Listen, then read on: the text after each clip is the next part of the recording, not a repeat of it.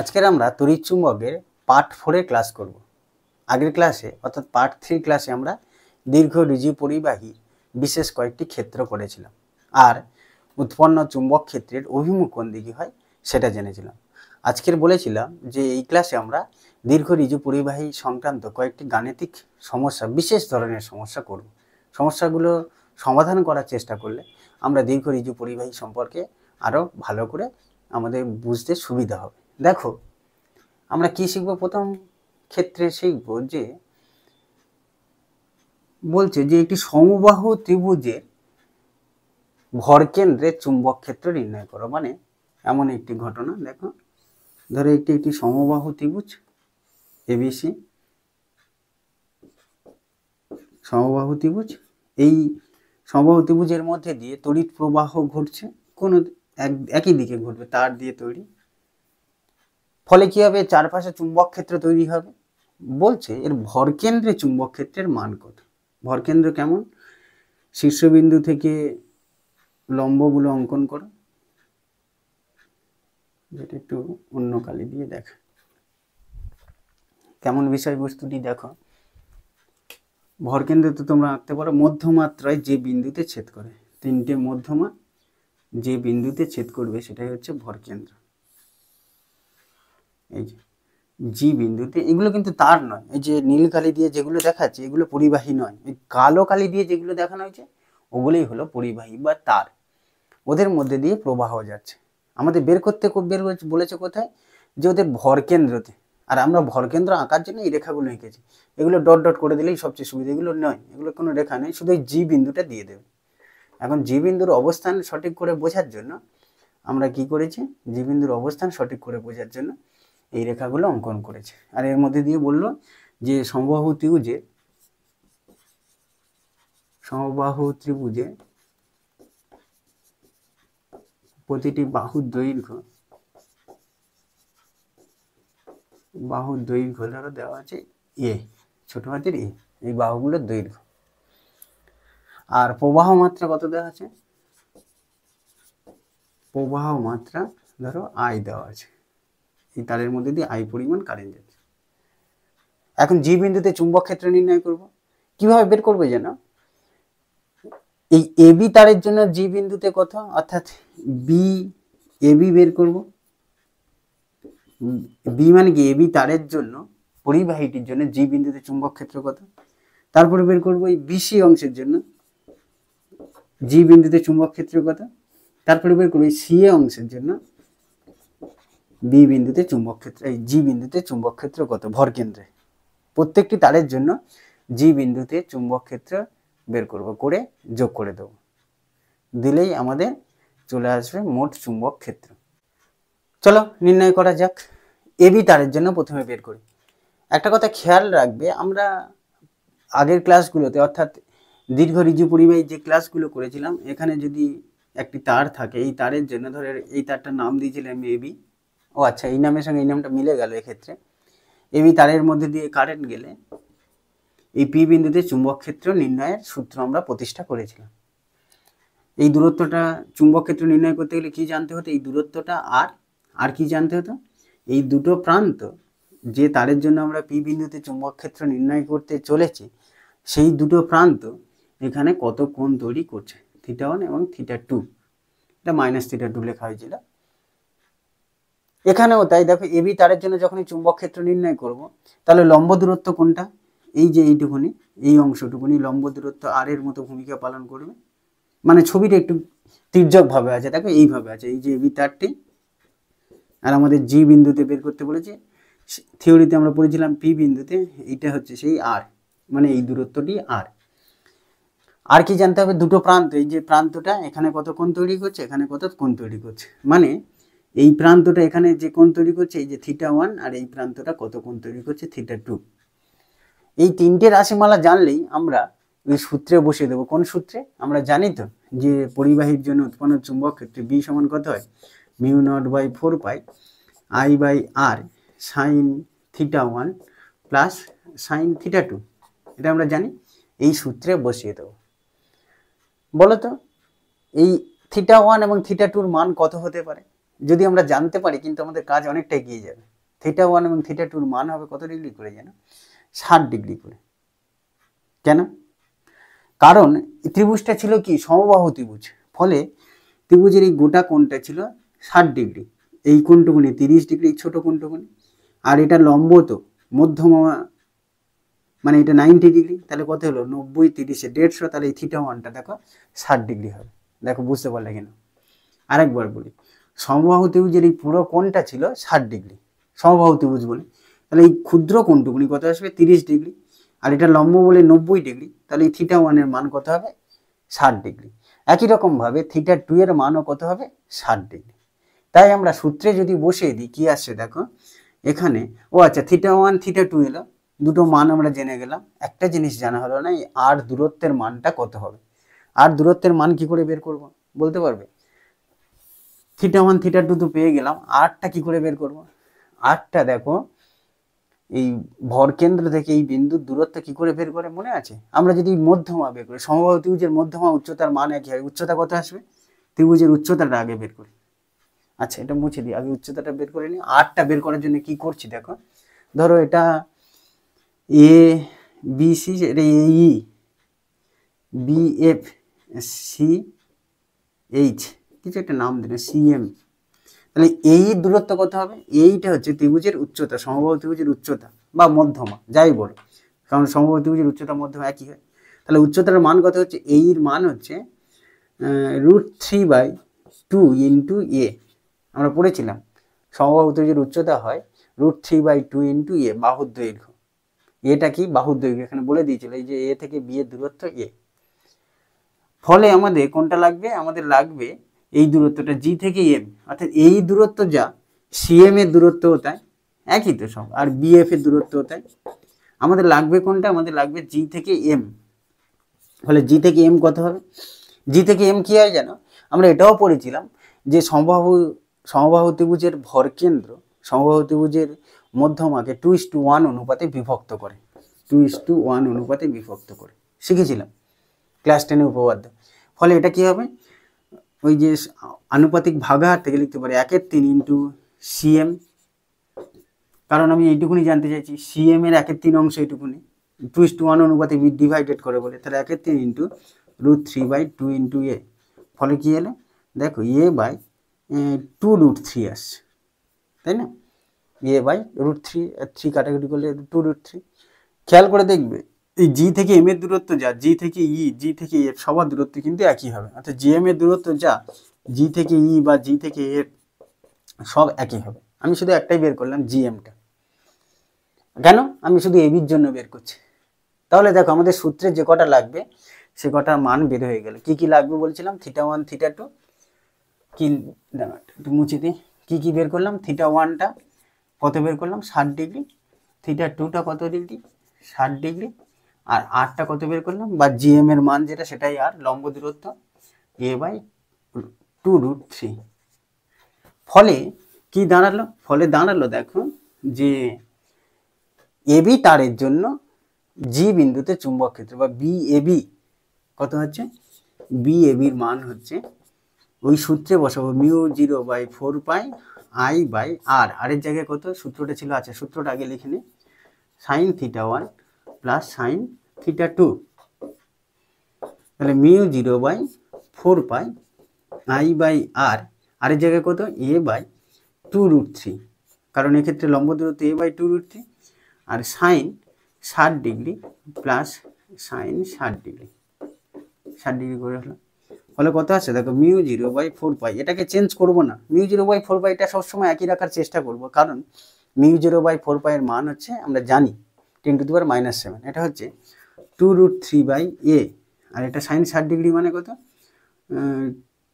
√3/2 plus √3/2 মানে কত হচ্ছে? মানে হচ্ছে দেখো μ0/4π 2√3/a ইন্টু এটা হচ্ছে শুধুমাত্র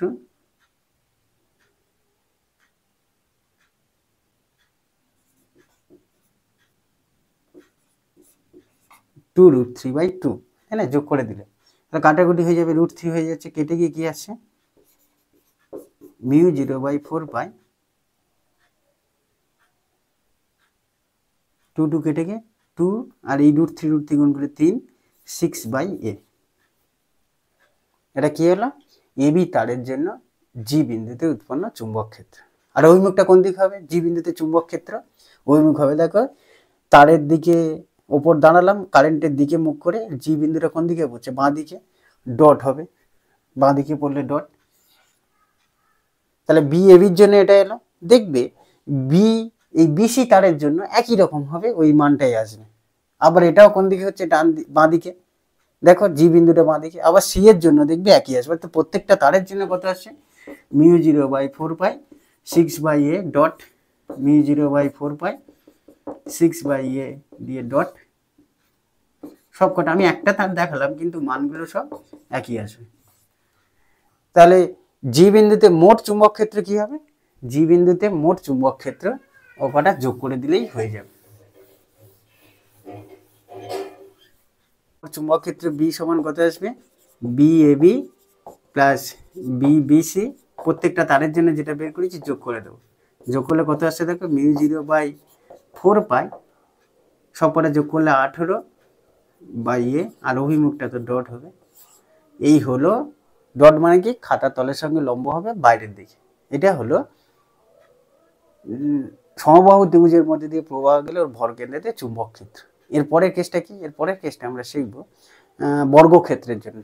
অর্থাৎ একটি বর্গক্ষেত্রের মধ্যে দিয়ে তড়িৎ প্রবাহ গেলে ওর কেন্দ্রে কত চুম্বক ক্ষেত্র উৎপন্ন হয়। আচ্ছা, তার আগে আমি বোর্ডটা পরিষ্কার করে দিই।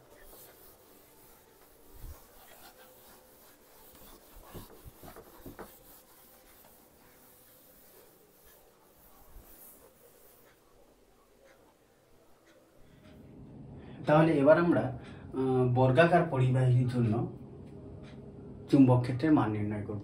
বিষয়টি কেমন? আগের ঘটনাটা ছিল সমবাহু ত্রিভুজ। এবার এটি এরকম বর্গক্ষেত্র,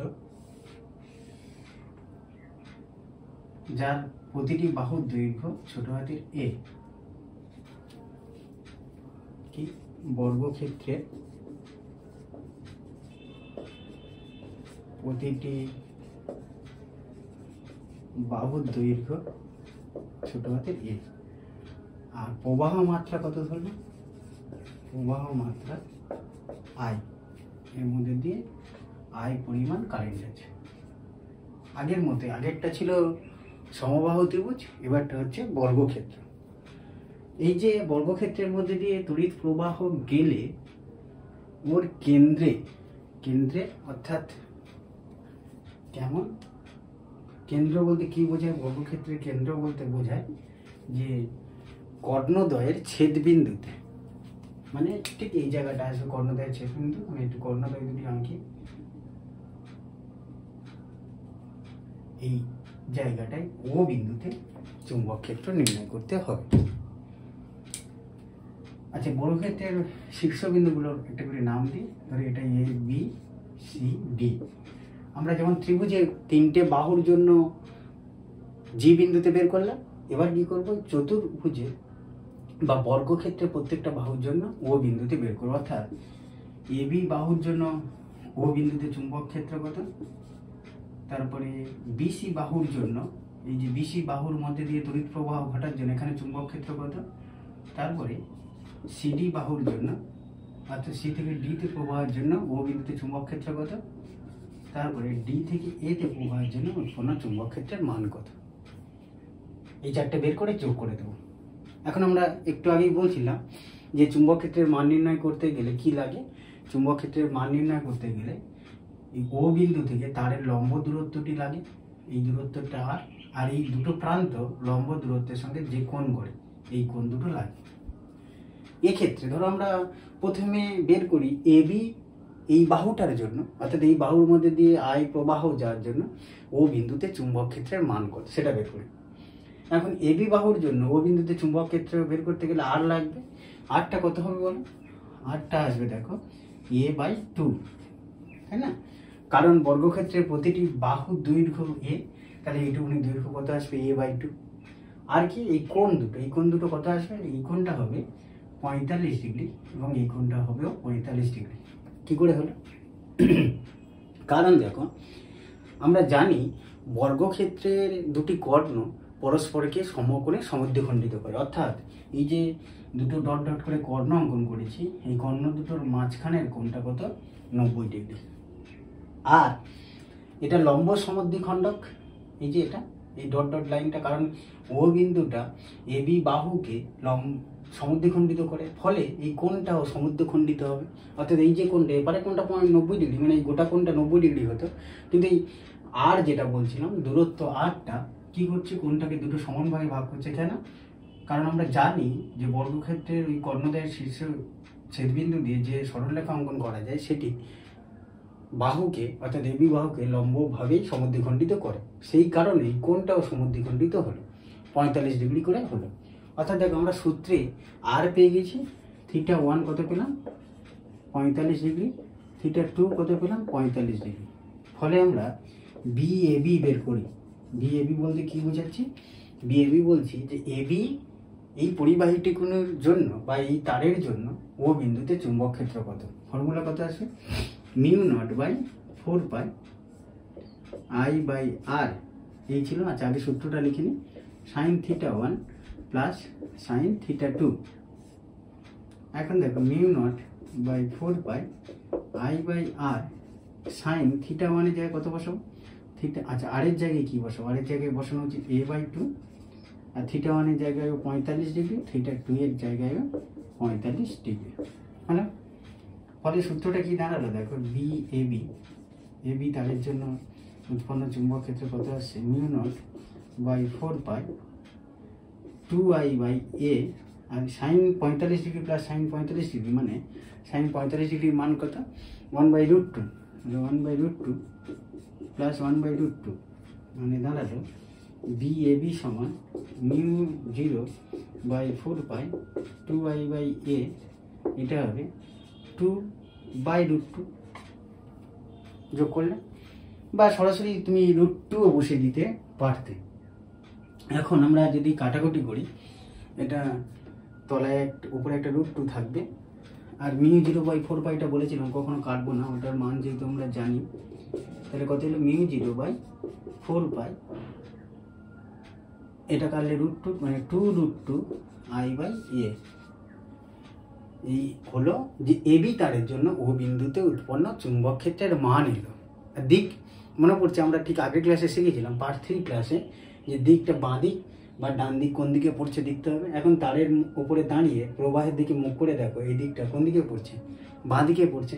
বাঁ দিকে মানে ডট হবে, ডট মনে পড়ছে না, ডট মানে কি, খাতার তলের সঙ্গে লম্বভাবে ভিতরে বাইরের দিকে, এই যে এখান থেকে এরকম হবে অভিমুখটা। হলো? তাহলে অভিমুখটা হলো খাতার তলের সঙ্গে বা বোর্ডের তলের সঙ্গে লম্বভাবে উপরের দিকে ডট বসালাম। দেখো এবি তারের জন্য এখানে চুম্বক ক্ষেত্র পেয়ে গেলাম। এবার কি বিসি তারের জন্য, বিসি অংশের জন্য ও বিন্দুতে চুম্বক ক্ষেত্রের মান একই রকম হবে। কেন? কারণ দেখো বিসি থেকে ও বিন্দুর দূরত্বটা সেই একই আসবে, আর কোণ দুটো 45 ডিগ্রি হবে। ফলে বিএসি, এই যে বিএসির মানও এটাই আসবে, বিসিডির মানও ওটাই হবে। আর অভিমুখগুলো সব বাঁদিকে পড়ছে, দেখো তারের ওপর দাঁড়া প্রবাহের অভিমুখ বরাবর, এটাও বাঁদিকে, এটাও দেখো বাঁদিকে পড়ছে, এটাও দেখো বাঁদিকে পড়ছে। ফলে এই বিএবির মান যা, বিসির মান, বিসিডির মান, বিডি এর মান, অর্থাৎ ডিএ তারের জন্য ও বিন্দুতে চুম্বক ক্ষেত্রে সব কটা একই আসবে মান, ওই মানটাই আসবে। ফলে আমি বলতে, এবং অভিমুখও সব একই দিকে। ফলে যদি বলে ও বিন্দুতে মোট প্রাবল্য কত, এ কটা যোগ করতে হতো, এ কটা যোগ করলে কত আসবে, দেখো আমি বলতে পারি যে ও বিন্দুতে মোট প্রাবল্য বা কর্ণদ্বয়ের ছেদ বিন্দুতে মোট প্রাবল্য নয়, মোট চুম্বক ক্ষেত্র কত আসছে, দেখো মোট চুম্বক ক্ষেত্রের মান হচ্ছে বি সমান, ওখানে যোগ করতে হবে B AB plus B BC plus BCD plus B DA, অর্থাৎ 4 ইন্টু বিএবি। কেন 4?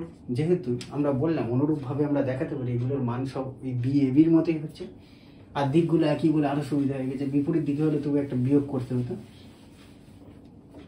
ফলে কত আসছে, 4 ইন্টু μ0/4π 2√2, আচ্ছা I/a 2√2 বাই কত এসেছিল,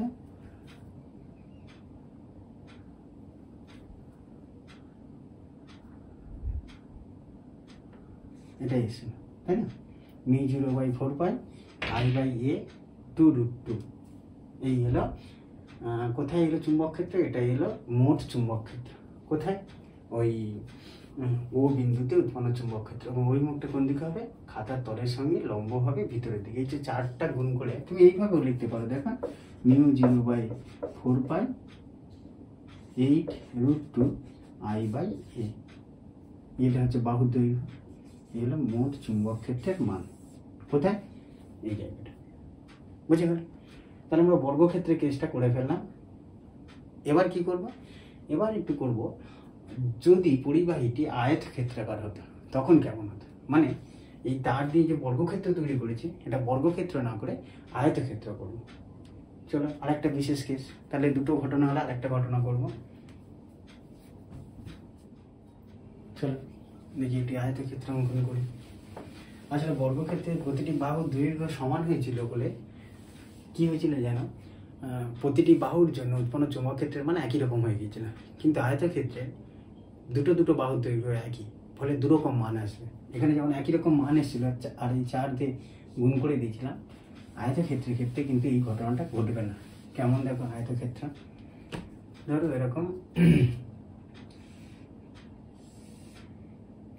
আয়তক্ষেত্র, যার দৈর্ঘ্য হচ্ছে এল লিখলাম দৈর্ঘ্য, আর প্রস্থটা বি, এর মধ্যে দিয়ে তড়িৎ প্রবাহ ঘটছে।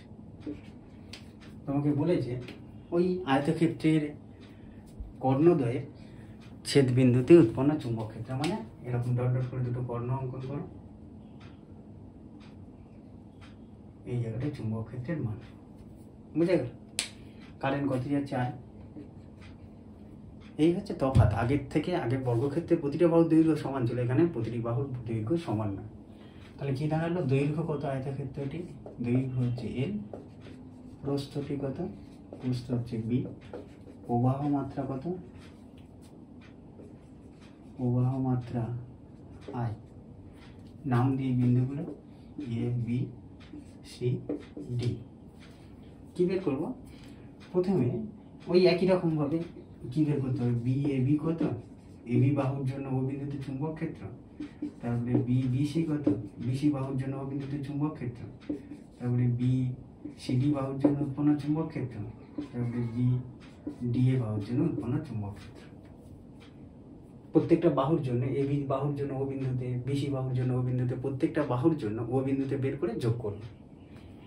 এখন দেখো বি এ বিটা বের করতে গেলে আমাদের কি লাগবে? এ বি বাহুর জন্য একটা খেয়াল করে দেখো, বি এ বির জন্য উৎপন্ন চুম্বক ক্ষেত্র এবং বি সিডির জন্য উৎপন্ন চুম্বক ক্ষেত্রের মান প্রায় একই রকম হবে। কেন? যেহেতু বুঝতে পারছি ছবিটা থেকে, যেহেতু এ বি আর সিডি বাহুর দৈর্ঘ্য প্রায় সমান। এখন দেখো আমরা এ বির জন্য বের করি। এ বির জন্য বের করতে গেলে কি লাগবে? এই লম্ব দূরত্বটি আর এই কোণটা। লম্ব দূরত্বটির মান কি করে বের করব? আর এর মান, আর এর মান কত আসবে দেখো? L/2। যেহেতু পুরো বাহুটার দৈর্ঘ্য কত? এল, তাহলে এইটুকুনি হবে L/2। কিন্তু এই কোণ দুটোর মান আমরা কত ডিগ্রি করে বলতে পারবো না। কেন? তুমি বলবে স্যার 45 ডিগ্রি করে বর্গক্ষেত্রের মতো ধরুন। বর্গক্ষেত্রে ধরতে পেরেছিলাম কেন? কারণ বর্গক্ষেত্রের কর্ণ দুটি পরস্পরকে সমকোণে সমদ্বিখণ্ডিত করতো, কিন্তু এখানে সমকোণে সমদ্বিখণ্ডিত করে না আয়তক্ষেত্রের কর্ণ। বুঝে গেছে? আয়তক্ষেত্রের কর্ণ দুটি বিপরীত কোণগুলির মান সমান হয়, মানে এই কোণটা এবং এই কোণটার মান সমান, অথবা এপারের কোণটা এপারের কোণটার মান সমান, কিন্তু সেটা সমকোণ, অর্থাৎ এই গোটা কোণটা যে সমকোণ হয়েছিল বর্গক্ষেত্রে, এখানে নাও হতে পারে বা হয় না, নাও হতে পারে বলা ভুল, আয়তক্ষেত্রের ক্ষেত্রে হয় না। কিন্তু এই দুটো কোণ অবশ্যই সমান হবে, কারণ এই ডট ডট লাইনটা সমদ্বিখণ্ডক, তো ফলে এই কোণটাকে থিটা এবং এই কোণটাকে থিটা ধরলাম। বুঝে গেল? কিন্তু এই থিটার মানগুলো কত ডিগ্রি? আমরা বর্গক্ষেত্রের ক্ষেত্রে যেটা ধরে নিয়েছিলাম যে থিটার মানটা 45 ডিগ্রি, এখানে দেখাতে পারলাম না। ফলে এখানে থিটা 1 এর মান কত হলো? থিটা। আর থিটা 2 এর মান কত হলো? থিটা। তাহলে বি এ বি কত? এ বি তারের জন্য, এ বি তারের জন্য ও বিন্দুতে চুম্বক ক্ষেত্র μ0/4π I/r সাইন থিটা 1 এর জায়গায়, আচ্ছা থিটা 1 প্লাস সাইন থিটা 2, সূত্রটা বসানো μ0/4π I/r এর জায়গায় কত বসাবো? আর এর জায়গায় বসাবো দেখো L/2 sine theta plus sine theta. ফলে মিউ 0/4 2i/l ইন্টু কত হলো 2 sin থিটা। বুঝে গেছে? 2 sin থিটা। এখন আমাদের এই সাইন থিটার মানটা নির্ণয় করে বসাতে হবে। এই ছবি থেকে আমরা সাইন থিটা পেয়ে যাব। কি করে পাবো দেখো, আরটা জানি, আর এই দৈর্ঘ্যটুকুনি বি, মানে এখান থেকে এইটুকুনি হচ্ছে b/2, আর এইটা আর এর মান হবে কত, l/2, অর্থাৎ এইটুকুনি b/2, এইটুকুনি l/2। ফলে আমরা এটাও পেয়ে যাচ্ছি অতিভুজটা কত আছে, b/2 whole square plus l/2 এর হোল স্কয়ার। অর্থাৎ এ ওর দৈর্ঘ্যটা এখানে ছাড় করে লিখে দিই আলাদা করে, এ ওর এই অংশটি দৈর্ঘ্য কত হলো √b/2 whole square plus l/2 whole square হলো। তুমি বলবে স্যার এগুলো বের করে লাভটা কি হলো? এগুলো বের করার ফলে আমরা থিটার মানটা বের করতে পারবো। দেখো কেন, আমাদের এখানে সাইন থিটা লাগবে। কি হবে সাইন থিটার মান, ওই মিউ 0/4 2i/l ইন্টু 2, ফলে লম্ব বাই অতিভুজ মানে কোনটা, এটা, অর্থাৎ কত অতিভুজটা কত আছে √b/2 whole square plus l/2 এর হোল স্কয়ার। ফলে ক্যালকুলেশন করলে দেখো আসছে মিউ 0/4 ইন্টু 2i/l। আচ্ছা, এটা কি হবে, 2 কেটে যাবে তলার জন্য, b/2 whole square plus l/2 এর হোল স্কয়ার, তাই নাকি, b/2 whole square plus l/2 whole square. এটা 1/4, আরো সরল করা যেত, করলে কত আসতো মিউ 0/4, এটা 1/2 বাইরে আসতো, 1/2 বাইরে এলে 2টা উপরে উঠতো, এই 2 এর সঙ্গে গুণ হয়ে 4i/b/l √b/2 হোল। আচ্ছা, তখন শুধু লিখতাম b square plus l square. বুঝে গেল কেন, এই 1/2টা রুটের বাইরে চলে আসতো, 2টা উপরে উঠতো, 4 দিয়ে গুণ হয়ে যেত। তাহলে আমরা এবি তারের জন্য ও বিন্দুতে চুম্বক ক্ষেত্রের মানটা পেয়ে গেলাম। এই যে মানটা তোমরা দেখতে পাচ্ছ না, দেখে নে, হ্যাঁ দেখতে পাচ্ছ। দিক কোন দিকে হবে, আবার সেই তারের অভিমুখে প্রবাহের দিকে দাঁড়ালে এটা বাঁ দিকে পড়ছে, ফলে ডট হবে। ডট মানে তোমরা এতক্ষণে শিখে গিয়েছো, ডট মানে কি, খাতার তলের সঙ্গে বা বোর্ডের তলের সঙ্গে লম্ব হবে বাইরে থেকে কলমের শীর্ষবিন্দুর দিকে, তাই তো। এবি তারের জন্য চলে এলো। দেখো এবি তারের জন্য তাহলে কত হলো, এখানে লিখি এবি অংশের জন্য হলো মিউ 0/4 4ib বাই কত √b square plus l square, AB l/√b। একই রকম ভাবে এবি তারের জন্য যা হলো সিডি তারের জন্য একই রকম আসবে। দেখো কেন, একই গল্প তো, দূরত্ব একই, কোণগুলো একই, ফলে সিডি তারের জন্য এই বি এবির মান যা হবে সেটাই হবে। আমি শুধু বি এবি লিখে দিলাম, ওটা গোটা না লিখে, মানে বি এবির মান যা বি সিডির জন্য ও বিন্দুতে উৎপন্ন চুম্বক ক্ষেত্রের মান তাই হবে। এবার কি, এবারে বিসির জন্য মানে এইটা বের করবে, এটা বের করলে এটা চলে আসবে, বা এটা বের করলে এটা, যে কোনো একটা, দুটোর মান তো একই আসবে। কি আসবে দেখো, বিসির জন্য এই তারের জন্য উৎপন্ন চুম্বক ক্ষেত্র ও বিন্দুতে এই দূরত্বটা লাগবে, এই দূরত্বটার মান কত, এখান থেকে এইটুকুনি হবে। তখন দেখো এখানে যেমন হচ্ছে l/2, এটা হয়ে যাবে b/2, এই দূরত্বটা, তাই না। ফলে আমরা এই এল এর জায়গায় এখানে কি বসাবো, b/2। আর একই রকম ভাবে এই কোণটা এবং এই কোণটা দুটোর মান থিটা ধরে নেব, কারণ তো বললাম থিটা হবে, যেহেতু ওই কোণ দুটো বের করতে পারছি না। এর মতোই ঘটনা, এটা থিটা এবং এটা থিটা হয়ে গেল। ফলে এখানে যদি বসাই, এটা b/2, এটা দেখ এই মানগুলো বসিয়ে দিলাম, মিউ 0/4 i/r, আর এর জায়গায় b/2, সাইন থিটা মানের জায়গায় থিটা, থিটার জায়গায় থিটা 2 সাইন থিটা। এবার দেখো মিউ 0/4 2i/l ইন্টু কি হবে 2 সাইন থিটার মানটা কত বসিয়েছিলাম, লম্ব বাই অতিভুজ। এখানে দেখো এই ত্রিভুজটা ধরলাম, একটু মোটা করে দিই, বোল্ড করে দিই, এই যে ত্রিভুজটা, এখন তো এই ত্রিভুজটার কথা বলা যাচ্ছে না, এই ত্রিভুজটা না, এই ত্রিভুজটা, এই যে এই দিকটা বা ওই দিকটা, যে কোনো একটি দিকে, এই ত্রিভুজের এটা হচ্ছে থিটা ধরলে এটা লম্ব, লম্বের মান কত L/2, এটা ভূমি আর এটা অতিভুজ হবে। অতিভুজের মান ওর মধ্যেই হবে একই রকম। এ ওর মান যায়, এ থেকে ওর মান যাবে, ও থেকে সি এর মানও তাই হবে, তাই না? ফলে আমরা এখানে কি লিখবো, লম্ব বাই অতিভুজ। লম্ব মানে কত হচ্ছে, এখানে L/2 হয়ে যাচ্ছে, এখানে L/2 আর এটা একই রকম থাকছে। ফলে এখানে একটা L বসবে, এখানে একটা B বসবে, তাই না? আর শেষ পর্যন্ত কি দাঁড়ালো, এখানে হলো একটা L, এখানে হলো একটা B। আগের থেকে এই তফাৎ, তাই তো নাকি? একই রকম করো না, শুধু L আর B এর পজিশনটা, অবস্থানটা পাল্টেছে, কেন? দৈর্ঘ্য প্রস্থ পাল্টে গিয়েছে বলে। এক্ষেত্রে আগে এবির জন্য বের করেছিলাম ও বিন্দুতে, এখন বিসির জন্য বের করছি। ফলে মানটা এরকম লিখতে পারি, দেখো বিসির জন্য μ0/4π 4IL/B √b² + L²। আগের একটা ডট ছিল এই এর জন্য, এটার জন্য কারেন্ট তো এদিকে যাচ্ছিল তাদের মধ্যে দিয়ে, ফলে ও বিন্দুটা সেই বাঁ দিকে ডট হবে। আর তাহলে এবির জন্য বের হলো, এবির জন্য যা সিডির জন্য তাই, বিসির জন্য বের হলো, ডি এর জন্য কি আসবে, একই আসবে, এই মানটাই আসবে এবং দিকটা একই হবে। অর্থাৎ আমরা দুটোর জন্য এই দৈর্ঘ্য বরাবর, প্রস্থ বরাবর কত এবং দৈর্ঘ্য বরাবরের জন্য কত বের করলে চারটে বাহুর জন্য চুম্বক ক্ষেত্রের মান নির্ণয় করতে পারলাম। দিকও পেয়ে গেলাম, দিকগুলো সব একই হলো। ফলে মোট চুম্বক ক্ষেত্র কত আসবে, ও বিন্দুতে যোগ করে দিতে হবে। এখন দেখো, আগে যেমন চার একসঙ্গে সব কটা যোগ করে দিচ্ছিলাম, এখানে সেটা করা যাবে না। ফলে আমরা বলতে পারি, দেখো ও বিন্দুতে মোট চুম্বক ক্ষেত্র কত, ও বিন্দুতে মোট চুম্বক ক্ষেত্র হবে B সমান কত, BAB plus BBC plus BCD plus BDA। এখন BABর মান যা আর BCDর মান তাই, ফলে আমরা এটা লিখতে পারি 2BA, আর BBC যা BDA তাই, ফলে 2BC, তাই না?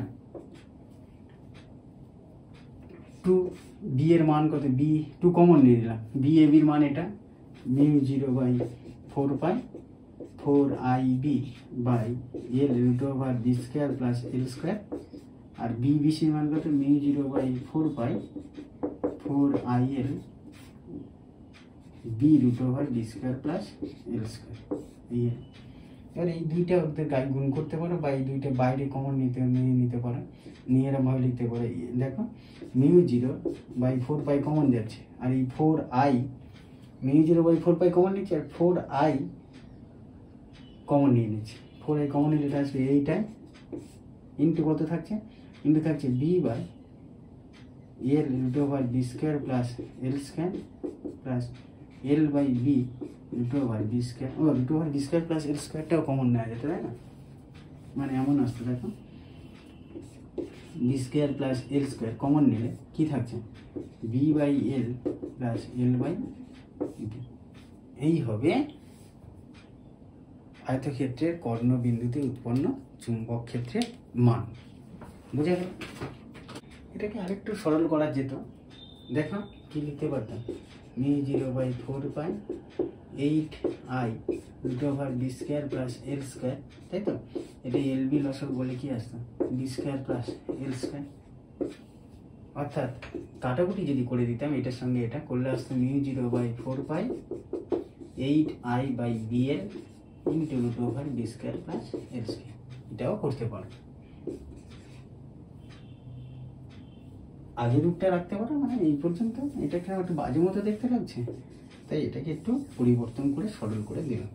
এখানে বি আর এলটা দৈর্ঘ্য আর প্রস্থ, আইটা কারেন্ট, অর্থাৎ আয়তক্ষেত্রের কর্ণবিন্দুতে উৎপন্ন চুম্বক ক্ষেত্রের মান বের করে ফেললাম। আমাদের এই কটা শিখলে মোটামুটি গুরুত্বপূর্ণ কয়েকটি গাণিতিক সমস্যা হয়ে গেল, মানে দীর্ঘ ঋজু পরিবাহীর জন্য। পরের ক্লাসে আমরা বৃত্তাকার লুপের মধ্যে দিয়ে তড়িৎ প্রবাহের জন্য তার বিভিন্ন বিন্দুতে চুম্বক ক্ষেত্রের মানগুলো শিখব। তাহলে পরের ক্লাসে দেখা হচ্ছে।